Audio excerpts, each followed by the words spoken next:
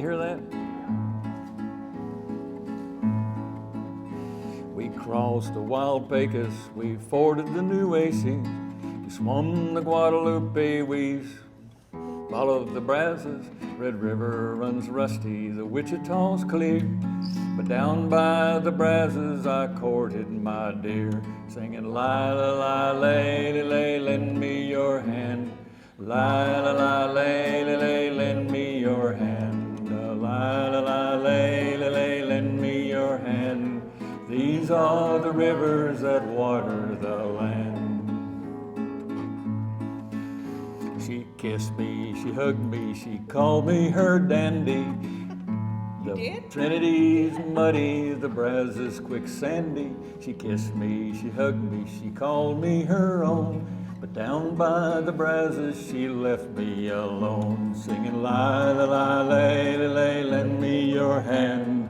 La la la lay lay, lend me your hand. La la la lay lay, lend me your hand. These are the rivers that water the land.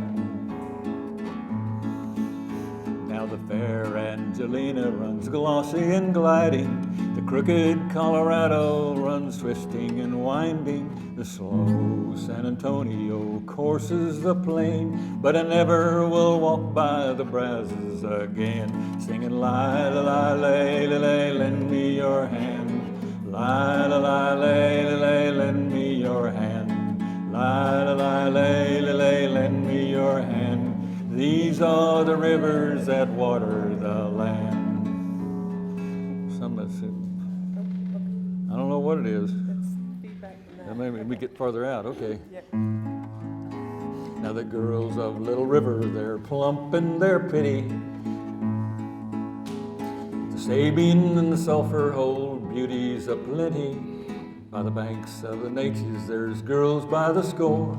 But I never will walk by the Brazos no more, singing la la la lay lay, lend me your hand. La la la lay lay, lend me your hand. La la la lay lay, lend me your hand. These are the rivers that water the land.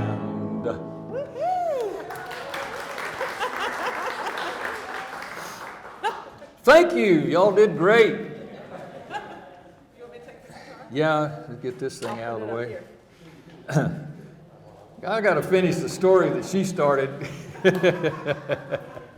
So I walk around the corner, and the entire staff of the College Station Medical Center emergency room is all clustered there looking in the room at Dirk, her husband, laying in the bed. And they wanted to see my reaction when I came around the corner. So I came around the corner and I look, and there's Dirk, and there's Katie. And the first thing she asked me is, "Are you married?" And I says, "Ma'am, is this not your husband laying in the bed?" She says, "No, but I've got a twin sister."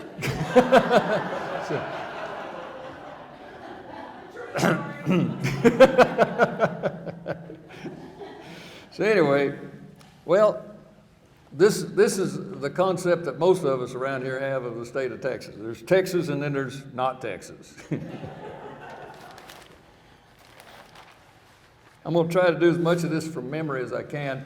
The whole point of this came when that song, which is sung at the big production that they have in the Paladero Canyon each year, Texas, they sing that song, and I thought that was a really neat song. Later on, I found out that song was first discovered in the 1920s. Nobody has any idea who wrote it, but the thought is that it was somebody who was a pretty fair word crafter. But it does kind of bring up a number of the rivers of Texas. I had a little piece. Oh, there it is, that little piece of paper right there next to you. I think there's 14 rivers mentioned: the Pecos, the Nueces, the Guadalupe, the Brazos, the Red River, the Wichita, the Trinity, the Angelina, the Colorado, the San Antonio, Little River. I always kind of wondered why that one got stuck in there, but I guess if you're from Cameron, you appreciate that. And then the Sabine, the Sulphur, and the Neches. Well, but not the Navasota, and oddly enough, not the Rio Grande.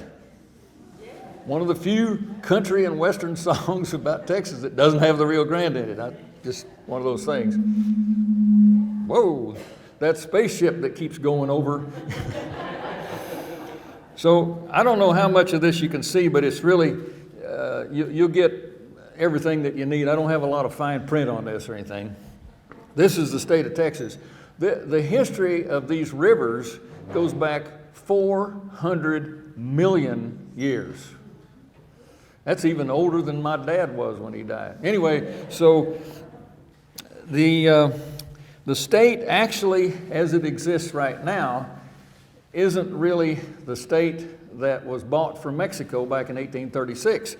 When Mexico sold this is the mouth of the Rio Grande at the Gulf. The Rio Grande came up here, and it formed the western border of the state of Texas, which goes all the way up to the 42nd parallel, which just about includes Laramie, Wyoming.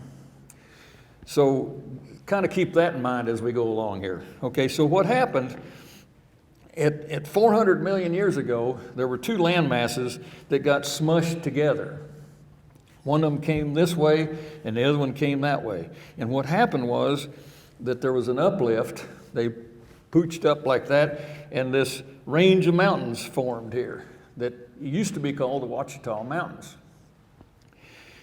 Over the ensuing 400 million years, oceans covered, and there were many different times that oceans for thousands and thousands of years would cover this area, and all the little bitty micro critters that lived in the ocean had little calcareous bodies, and they would filter to the bottom, and they would form layers of this calcium that we call limestone. So when you drive through West Texas, you see where the highway like Interstate 10 cuts through, you see nothing but these huge walls of limestone. Can you even imagine how long it took for those little microscopic bodies to form a layer that thick? Oceans would come and go, and when they went, they washed that way. And when they washed that way, every little bit of dirt, mud, sand, whatever that was accumulated in those seas got washed into this part of the state of Texas, which made it heavier, and it subsided, sunk down. And that's still happening down here in Galveston. Houses that are built 20 feet out of the water are now sitting almost on the water. And that doesn't necessarily have to do with global warming. That's a whole nother issue. It's subsidence. It's still sinking. While this gets lighter up here and kind of comes up. So now, because of all that water rushing across there, it has eroded this mountain range, the Ouachita Mountains, down to an escarpment called the Balcones. The Balcones separates Texas essentially in half. This half, the dry half, if you raise cattle over there, you're a rancher. This half, the wet, mud-infested, pine tree-infested part of Texas, I left off mosquitoes on purpose. If you raise cattle there, you're a cow farmer. And the reason is the type of vegetation that grows in these two parts of Texas. The Balcones is only 300 feet high, but what happens is as the warm weather comes up from the Gulf, it meets the Balcones, it goes up, and it comes back in the form of rain. It does not go that way very often in the form of rain. The only rain that they get out in this part of Texas is stuff that comes from up here to the northwest, and the big northers come in. Okay, so we've got this pooched up business here. This part of it right here is known as the Edwards Plateau.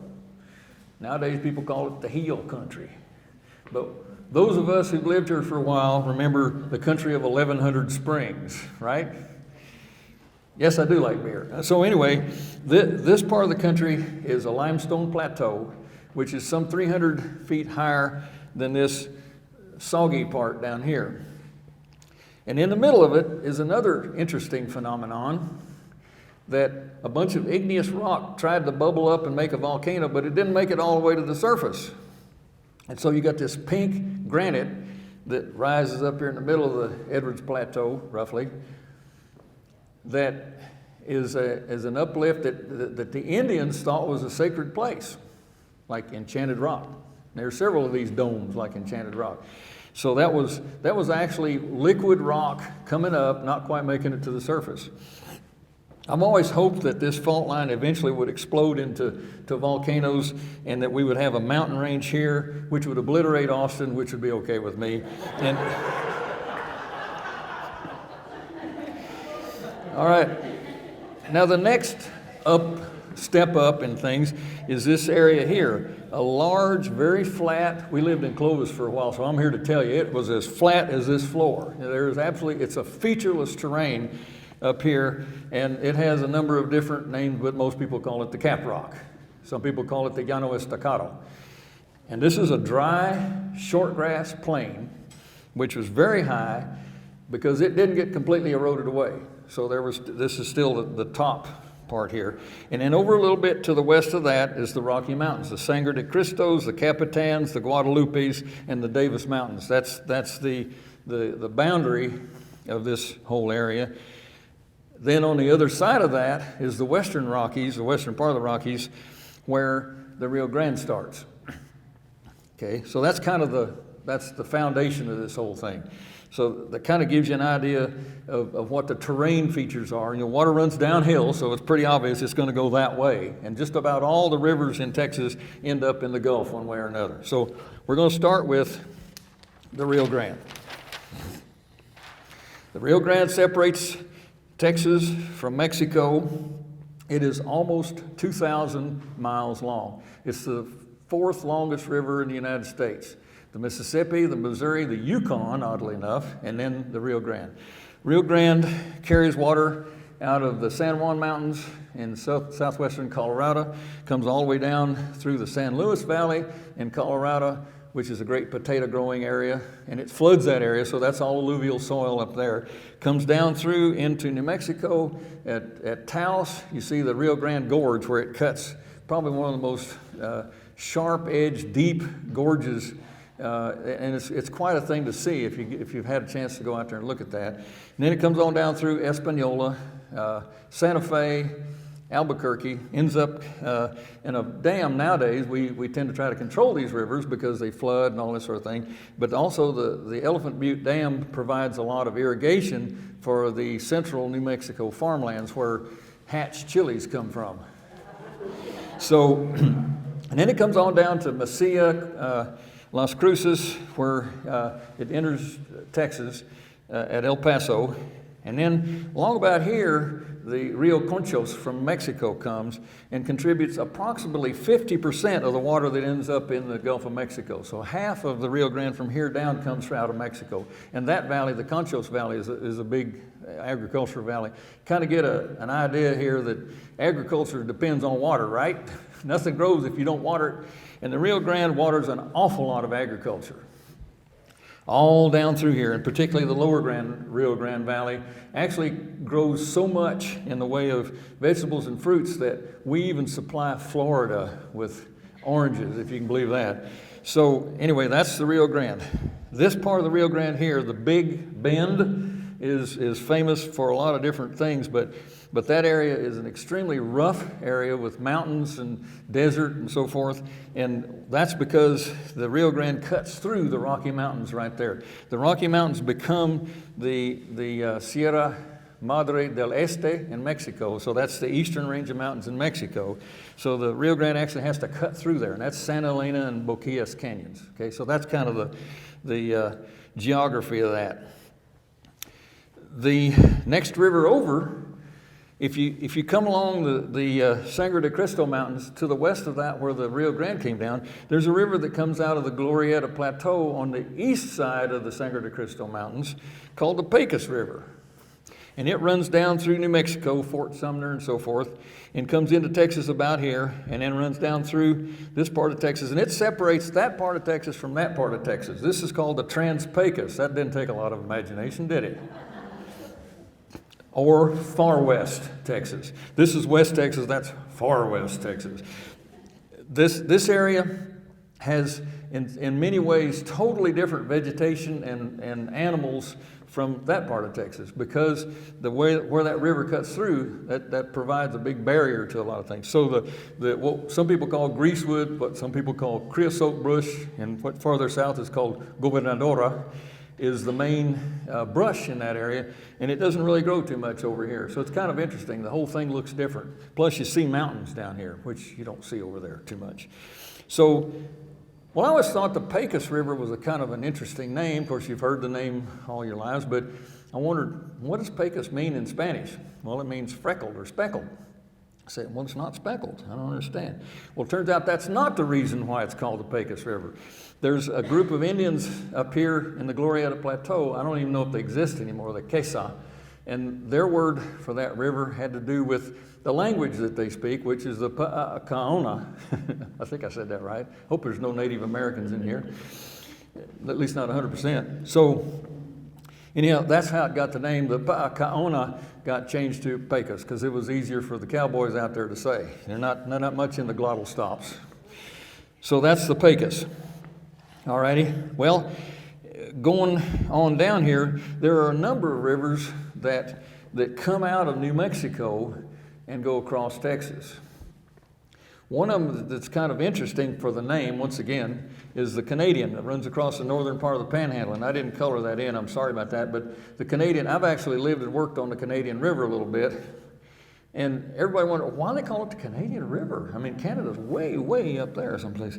And then somebody said, well, I think it's because there were some Canadian fur traders that lived on that. Well, if they were fur traders, they had to really look for fur because there ain't a whole lot of fur-bearing animals. So I don't know. But it turns out that in Spain, when they move cattle and sheep and goats and such back and forth across the country, because they still do that, in the wintertime there's good grazing down low, and in the summertime the good grazing is up high. So they move up into the mountains in the summer and down into the lowlands during the winter, and that's called a cañada. The cañada is the art of moving the animals, and it's also the name of the driveway that they go up and down. Well, it turns out that in order to get across the Llano Estacado, if you can imagine going across there either on foot or even horseback, we're talking about miles and miles and miles of featureless flat area. You have no idea where you are, and you have no idea how far it is to water. An expedition foundered in the Llano Estacado, including Coronado et al. So this provided a driveway across the Llano Estacado. That driveway, and the Spanish were the first ones there, called it the cañada. So, well, once again, the cowboys changed it a little bit to the Canadian, and supposedly that's the real story. The Canadian runs through Texas and into Oklahoma, so that's Oklahoma, and we don't talk about that. All right, next river down. I'm going to save that because the next river down is the Brazos. You see it comes down through here. Has anybody been across the Brazos lately? It's about 20 feet from the bottom of the bridge on Highway 21. I mean, this sucker is about to come out. Anybody who lives in Richmond, Rosenberg better be heading for Colorado because, boy, I mean to tell you, it is just, if they let any more drops of water out of Possum Kingdom or Whitney, that place is going to flood down there. But that's the reason why those dams are there. But anyway, we'll get to that in a minute. Okay, so we'll jump down to this one here because this one comes through Austin, so we don't care about it too much. This is the Colorado River. The Colorado has tributaries in New Mexico, but they're mostly dry. So, but it still technically is not the longest river that actually starts and ends in Texas. So it starts over here. It's mostly has water in it from La Mesa, and I used to think that was La Mesa, and probably 200 years ago it was La Mesa, but now it's La Mesa. Okay, got that? And the Colorado comes down here, and the Colorado is twisting and winding. The Colorado meanders back and forth. It goes across the upper part of the Llano Estacado, drops down into the Edwards Plateau, and goes around the Llano uplift because it's not going to cut through that pink granite. And then somewhere along in here, they start, I think probably out around San Angelo, they started building dams. So the Colorado has probably got more dams on it than any river in the state. They call these the Highland Lakes, Lake LBJ, Buchanan, all those. And then it drops off, as it goes through Austin at Lake Travis, it drops off the Edwards Plateau and becomes the Colorado River that we see going through Bastrop and Smithville and so on further down. Up here, it's probably most of the year a trickle that you could walk through. And it's fairly clear water because it comes across that limestone. Once it drops off the Balcones, it becomes a little bit more likely to be muddy. But even so, in most of the year, the Colorado is actually green. Well, at that same location, or just a little bit east of there, a place called College Station, this river over here, named the River of the Arms of God, El Río de los Brazos del Dios, is red. Colorado means red. So the Colorado River is called the Red River, and it's green. And the River of the Arms of God is a brown or red river.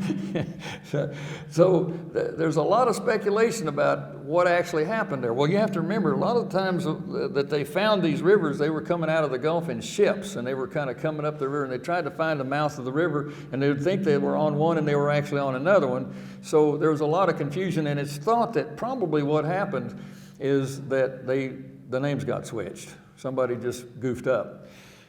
But the reason why you might call a river here the River of the Arms of God, have you ever driven through this part of Texas, otherwise known as the Wild Horse Desert? Now it's populated, but there was a time when this was pretty arid stuff down here, and mostly mesquite. Anything that grew down there had thorns on it. Anything that flew down there had either a stinger or teeth. Somebody said everything in South Texas either sticks, stings, or bites, including the women. So, so as you get up here, you find this wonderful, lush farmland. To those guys, to those conquistadores coming up this way, I suspect they probably did feel like they had encountered the River of the Arms of God. This is Moses coming to the land of milk and honey. Either way, either one of those rivers pretty much looks like God's country to someone who wants to survive and have food to eat. Now, if you want to have low humidity and a beautiful place to live and you're willing to truck your food in, this is a nice place to be. Or maybe over here. Okay, so that's the Colorado. It's contributed to by a number of interesting rivers like the Pedernales, which looks like Pedernales, which means rocky. The Llano, which actually is one of the few rivers that flows north instead of south. And it's funny, we call it Llano. Have you ever been to Llano? It ain't flat. Llano means flat in Spanish. I'm still trying to figure that one out. And interestingly enough, most of these lower rivers in Texas have Spanish names, and that's because Spain owned us at one time. This was part of Spain. They called it New Spain. And gradually, for mostly financial reasons, the United States finally acquired this country. Okay, so back to the mighty Brazos, my river. I lived on the Brazos River here in College Station. I went to school in Waco, Sing Sing on the Brazos. Actually, well, we'll go. That's debatable. Some people, my dad used to refer to this as Sing Sing on the Brazos. Then went to medical school in Houston on the Brazos River. When I got in the Air Force later on, I was sent to Clovis, New Mexico, which is on the Brazos River. But I'll tell you the interesting part of that, Clovis is right here. There's a dry gulch that runs out of the Cap Rock at Clovis, New Mexico called Running Water Draw. I have never seen a drop of water in Running Water Draw. But Running Water Draw runs over here close to Lubbock, where it actually joins a river called the White River, and then the Yellow House Draw coming right out of the middle of the city of Lubbock, which has a number of dams on it, joined together to form the Salt Fork of the Brazos River. That's this fork here, okay? And then also coming out of eastern New Mexico down around Dora or Arch or some wonderful place like that, Elida, these towns that may have 15 people in them, is the Double Mountain Fork of the Brazos River. And that's because there's a little place down here, there's a couple of hills they call Double Mountain, so that runs through there. And then they join down here pretty close to, trying to think the name of the town, Haskell. These are towns that most of them are doing good to have a building in them. I mean, this part of Texas is pretty emptied out. There's just not a whole lot to do there, and there's not much water, but the Brazos runs through that area.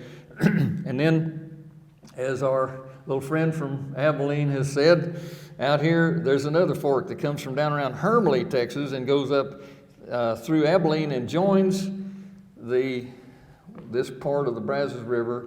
So the Clear Fork joins it here. So now with the Salt Fork, the Double Mountain Fork, and the Clear Fork, we finally out here around probably Paladuro Canyon, not Paladuro, Paladuro County, have the true Brazos River. And what does it do? The first thing it does is it runs through this canyon that has gotten a dam on it that's called Possum Kingdom Dam. So that's kind of the beginning of the main part of the Brazos River. Well, a lot of people wonder, why do they call it Possum Kingdom? There's a guy named Ike Sobolski, I think was his name. He was about a 13 or 14-year-old Russian kid that came with his family to immigrate to the United States. This is back way, way long time ago, even before we were born. And so Ike moves to Indianapolis, Indiana, develops something like TB and has to go to Texas to heal up from his disease. So he goes where the crazy water was at Mineral Wells, Texas.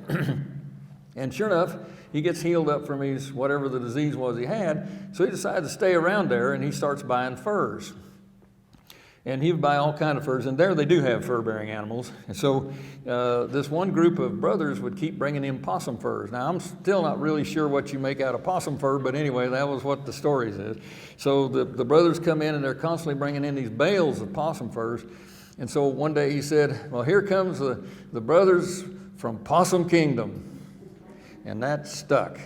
so that's the name of that. And John Gray, I guess, wrote the book Goodbye to a River, because after they dammed up Possum Kingdom, they were going to put, I think, 5 more dams on the Brazos up in that area. And what he saw was this beautiful wild river with all kinds of wonderful terrain features and everything. And he wrote the book mainly to try to talk them out of building the dams. And sure enough, it worked. They didn't build any of the other dams until they got down here to Whitney, where they dammed up the Brazos at Lake Whitney. Most of these dams actually do have hydroelectric power capability. Some of them still use it, some of them don't. But these are big dams. I mean, they're really the real thing. That didn't come out right, did it? Okay, so anyway, so then we come on down here. There's a river at Waco that forms Lake Waco called the Bosque. The Bosque comes out of Bosque County, comes down, forms Lake Waco, joins the Brazos at Waco, and then comes on down, comes through Hearn, College Station, and so forth, on down to the Richmond-Rosenberg area where it has a big bend they call Fort Bend, and then on past Houston, and goes out into the Gulf of Mexico here at Bryan Beach at Freeport. It's doesn't even have an estuary, it just sort of dumps right straight into the Gulf of Mexico.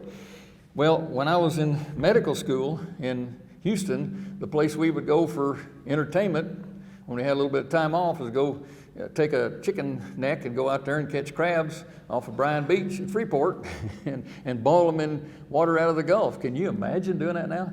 You know, tar crabs, I guess. So anyway, that's what the Brazos does. So, and interestingly enough, as a little sideline, the cowboys down here in this lowland country, there's one way that they dress, a way that they work, they use dogs, not all that kind of thing, and they have their way of doing things. Come on up into a little bit drier country where we are here, their clothing changes, the type of saddles they use change, the kind of horses, everything changes. There's the shape of their hat, more like this.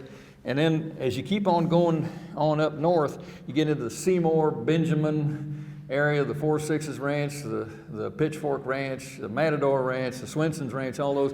Then these guys wear these high-crowned hats and these spurs with rowels about that big around, little bitty short chaps, and the different-looking saddles. And then you get on out into eastern New Mexico, and it changes yet again. So the culture up and down the Brazos is an interesting subject in and of itself.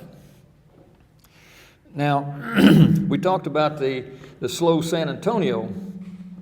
The San Antonio River, there's that spaceship again. The San Antonio River actually starts pretty much in San Antonio. Most of the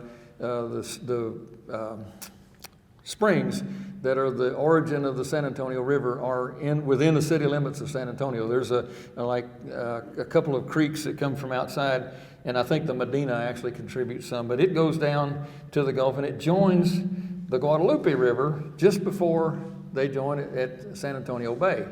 So they go into the Gulf together. The Guadalupe is interesting because it got dammed up too. Now it comes off the Balcones, but just before it does, there was an especially deep part of it. It's about 300 feet deep, and they put a dam across a narrow part of that, and that became Canyon Lake, the deepest lake in the state of Texas, 230 feet deep.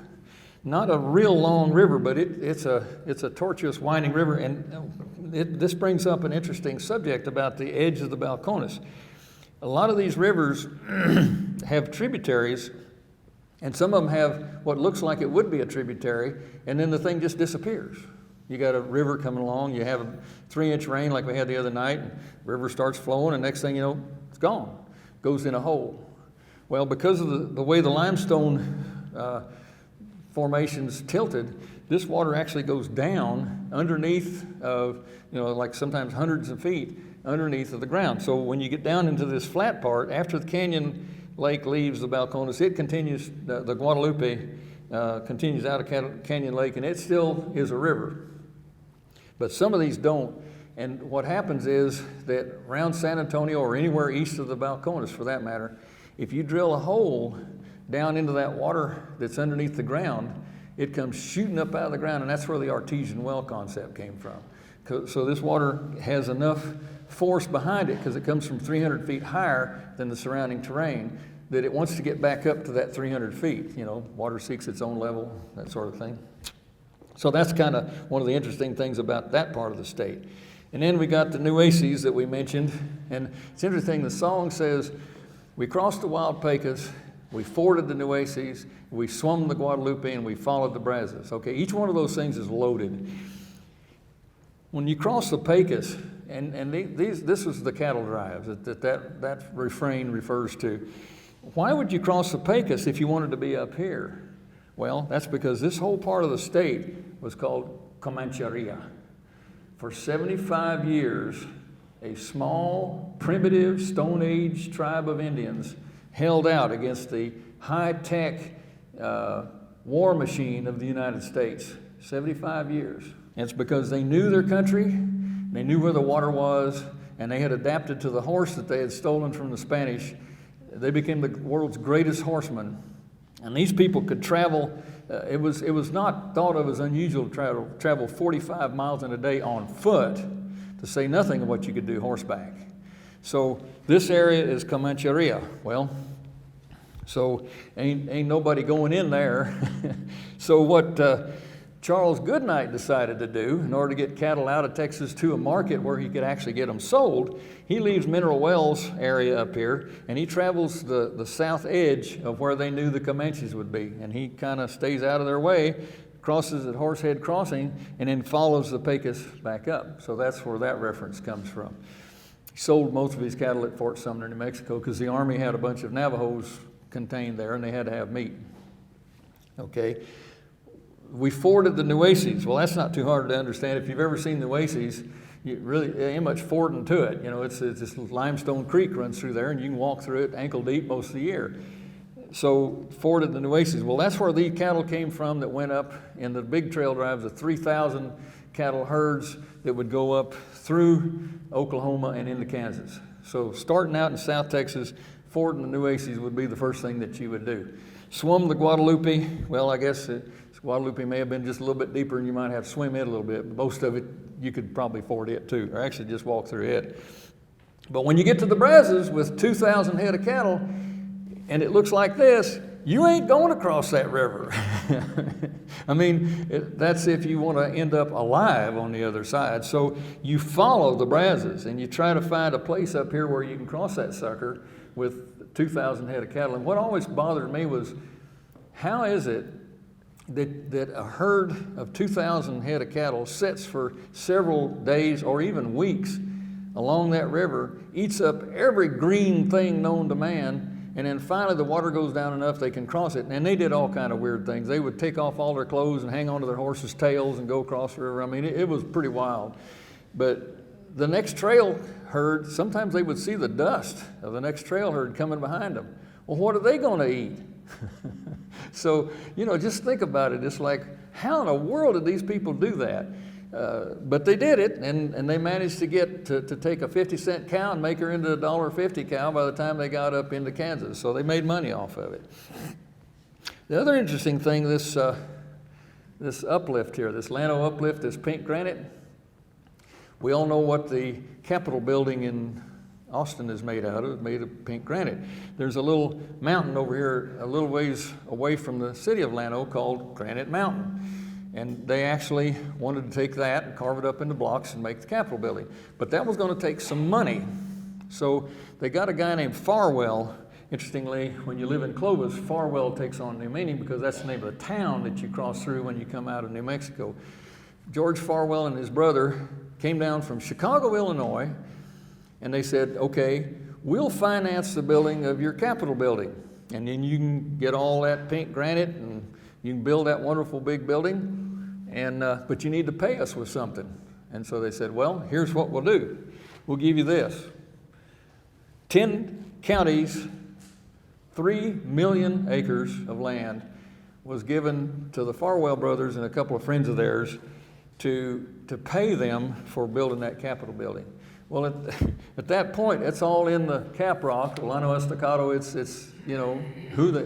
Siberia. But they bought barbed wire fencing. They bought 6,000 miles of barbed wire fencing. That's enough to make it from New York to Los Angeles and back again and have a little left over to fence off their ranch. And that became the XIT Ranch, which then subsequently, these guys, they didn't fall off the cabbage truck last Monday, that's for sure. They figured out that land was eventually going to become worthwhile land. Railroads went through there, that helped a little bit. But what really happened was there's a group of lakes underneath of there called the Oglala Formation. And some bright guy figured out you could drill a hole down the Oglala Formation, put a center pivot irrigation system on it, and you can farm your heart out. And this entire area became farmland. Well, that wasn't the only thing that happened. The LX Ranch just happened to have a couple of little old gas wells on it. These people that live over here in Fort Worth in these high rises, those are the owners of the LX Ranch out there. They got really rich off their gas well. So when the Farwell brothers sold everything out, there isn't an XIT ranch anymore. In fact, I don't even know if they have the reunion to mount anything. The old cowboys mostly have all died off, but the XIT, I think they did a pretty good job. They got paid right well for building that Capitol building. Let's see, there might have been a couple other little minor details. Ooh. Oh yeah. Yeah, not to be outdone, the Trinity River has its own distinction. The Trinity actually starts mostly in the Dallas-Fort Worth area. Lake Lavon, Lake Ray Hubbard, all that. Interestingly enough, the Trinity River actually starts just, in some cases, you can almost measure it in feet from the Red River. And all these different branches, it has a clear fork and like an elm fork and all these different things. And they come together, form the Trinity River. That was the Santísima Trinidad, the Holy Trinity. And I don't know why they call it that, but it's another river that's got a lot of productive agricultural land around it. But it goes through, it sort of forms the beginning of the pine curtain. Everything east of there is piney woods. That's lumber country over in there. And that comes down through like Huntsville and enters in a part of Galveston Bay. Then in the song it talks about the fair Angelina and the Natchez. The Angelina runs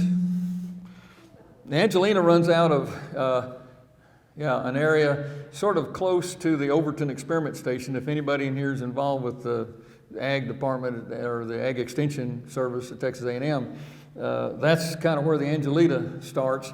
And it's a kind of a slow, winding, glossy, gliding river. Pretty good description of it. On a few miles away over here, the Natchez River kind of runs through the same piney woods. And right between them is Lufkin, Texas. and at the end of that is okay, I'm going to block on it. The name of the Speaker of the House, Yeah, Sam Rayburn Lake, one of the biggest lakes in the state of Texas, right there. And it eventually runs into the Sabine down here at the Gulf near, Port Arthur, that area. Okay, so we mentioned the Red River. Well, the Red River, I'm going to kind of finish, then over here, the border between that state there and this state here is the Sabine River. Somebody said one time, well, the people over there call coon asses, what do they call us? I said, well, you know the difference between a coon ass and a horse's ass? I say, no, Sabine River. They got us back on that one. The Red, and we'll finish with this one, the Red River, because we're back where we started actually, the Red River is the border between Texas and Oklahoma. In other words, between Anglo and Indian. The Red River comes out of Texas right here at this corner where the thriving community of Childress, Texas is. It starts up here just a little south of Amarillo and pretty close to Swisher County in a little town called Canyon, Texas, which is now West Texas A&M. Boy, we just kind of got it all covered, haven't we? And that canyon is called the Palo Duro Canyon. It comes down through there, and that piece of the Red River is called the Prairie Dog Town Fork of the Red River. Boy, that's a mouthful, isn't it? So that was an area that nobody knew much about until the United States Army decided to eradicate the Comanches. Well, it turned out the Comanches knew where it was. Nobody else knew where it was. Because here's this flat, if you've ever been to the Palo Duro Canyon, you're driving across flat, featureless Llano Estacado, and you think, well, there's nothing here. And then all of a sudden, pow, there's this enormous, it's second only to the Grand Canyon. It's a wonderful piece of artwork done by God. Well, some guy told this same Charlie Goodnight, who by this time was ranching up in Colorado, that there's a beautiful place down there in the Panhandle. He says, you're full of it. He says, no, I'm telling you, it's really there. And he had to go with the guy to find it. But they found this thing. Well, this was after the Army, McKenzie and others had run the Comanches out of the canyon, and they relocated them over to Fort Sill. He moves in there and he builds himself a little ranch in the Palo Duro Canyon and finds himself an investor from England, John Adair, to make himself a ranch there. And that's the J.A. Ranch is still in operation there. Most of the canyon's actually part of the state of Texas. It's a park. But then on out here towards Kittiquay, it becomes part of the J.A. Ranch.